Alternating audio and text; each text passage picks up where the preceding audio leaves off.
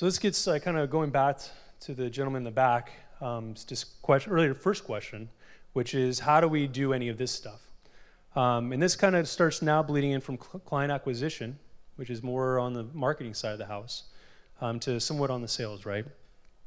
You want to build compounding funnels. So what do I actually mean by compounding funnels? Each one of these funnels is outreach to your prospective marketplace and potential buyer, right?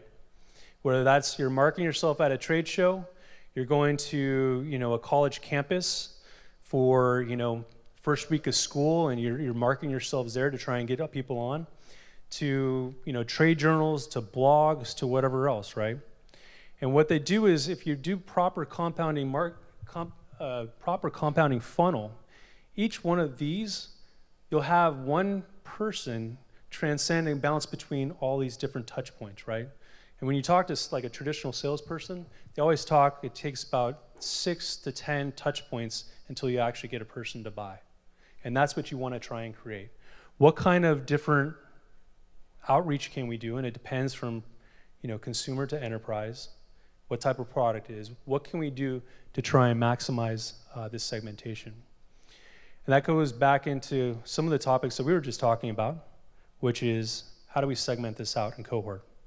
When you look at your marketplace, let's use the gentleman in the back's example. He's going specifically after the sciences rather than trying to do every academic book in the world. He's segmenting out his offering. But you also have, outside of that, then you also have cohorting. Everybody know what cohorting isn't? I'm going to tell you what cohorting is. You have to cohort your own audience, right? You're going to have some power users, you're going to have some mid users, and you're going to have some light users. And your product should be tailored to every one of those. I'm sure we've all signed up for any type of SaaS-based service. You have the freemium, then you have like the basic, then you have the very advanced, right? And so you want to take away from any one of those different areas. And so this is, without getting into very detailed conversation on your specific business, this is the hardest thing to do, I think. Most enterprise, I come from mainly an enterprise background. I would say the companies that I've worked with that have failed the hardest and never succeeded, focused in on, they sold 1 or 2 different clients, maybe about 15, 20, whatever, and they all of a sudden decided to hire a bunch of salespeople. We're selling. Let's get some people on the street, with 0 content marketing. A salesperson is only as good as the marketing team is. Now granted, you can hire a hired gun, and a hired gun is the guy who has he comes from the industry, he has a massive Rolodex, and he has people that he can call right now and probably get a trial or a user, right? That's a hired gun.